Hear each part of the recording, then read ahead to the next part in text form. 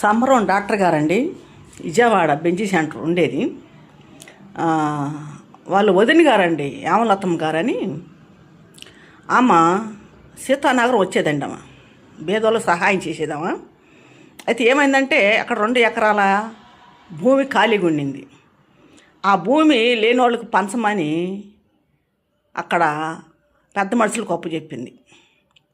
బొత్తుకు లేని వాళ్ళకి 2 సెంట్లు 3 సెంట్లు ఇవ్వమని చెప్పి అప్పు చెప్తే మేమేం చేశాము, మేము తూటి మండలు తీసుకొచ్చి రబ్బర్ మండలు 3 పేటలు ఆపుకున్నాం.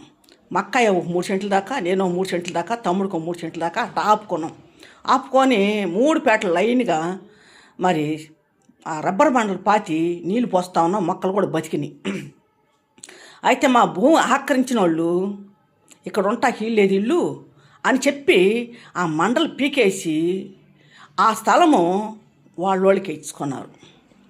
లాస్ట్కి మాకు 3 కుటుంబాల మీద ఒక 2 సెంట్లు చూపించారు రోడ్డు అమ్మటి. ఆ 2 సెంట్లు కూడా 2 ఏపులు రోడ్లు, సిమెంట్ రోడ్లు వచ్చినాయి. అది తమ్ముడికి వచ్చింది. ఆ తమ్ముడికి ఇల్లు వేసుకుంటాకి ఆ 2 సెంట్లో కూడా మరి ఆ చెంటుం బావే మిగిలింది. ఆ చెంటుం బావులు ఇల్లు కట్టుకున్నాడు తమ్ముడు. అయితే ఆ స్థలం కూడా మాకు రాకుండా చేశారండి కబ్జాదారులు, మా భూమి ఆక్రమించిన వాళ్ళు. బాలసాని రాజేశ్వర కుటుంబం, సముద్ర సిరిబాబు కుటుంబం. ఆ స్థలం కూడా మాకు రాకుండా చేశారండి. యామలతమ్మ గారు, సమరం డాక్టర్ గారు వదినామ. అయితే ఆ భూమి ఖాళీగా ఉందని ఆమె ఇచ్చింది. అక్కడ అందరికి ఇవ్వమని ఆమె ఇచ్చి పట్టాలు కూడా ఇప్పించిందండి. అయితే ఆ స్థలంలో మాకు రాకుండా చేశారు. మా పొలం నూకేశారు.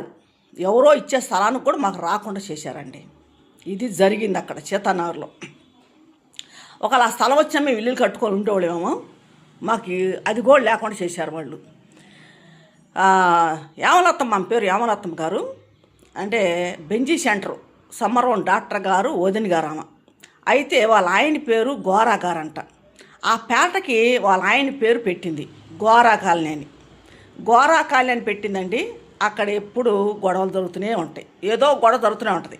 ప్రశాంతి అంటే ఉండదు ఆ కాలనీ. ఏదో గొడవ జరిగిద్ది. ఆ 2 ఎకరాల భూమి తలాకు 2 సెంట్లు ఇవ్వమని బేదోళ్ళకంటే ఉన్నవాళ్ళు అక్కడ వాళ్ళోళ్ళు బంధువులకి ఇచ్చుకున్నారు. అది ఒకళ్ళకి 5 సెంట్లు 4 సెంట్లు 3 సెంట్లు అట్టిచ్చేసుకున్నారు. బొత్తుకు లేనివాళ్ళు లేకుండా పోయారు. ఇది జరిగిందండి సీతానగర్లో. అది కూడా రాకుండా చేశారండి మాకు. అది కూడా రాకుండా చేశారు. మా భూములు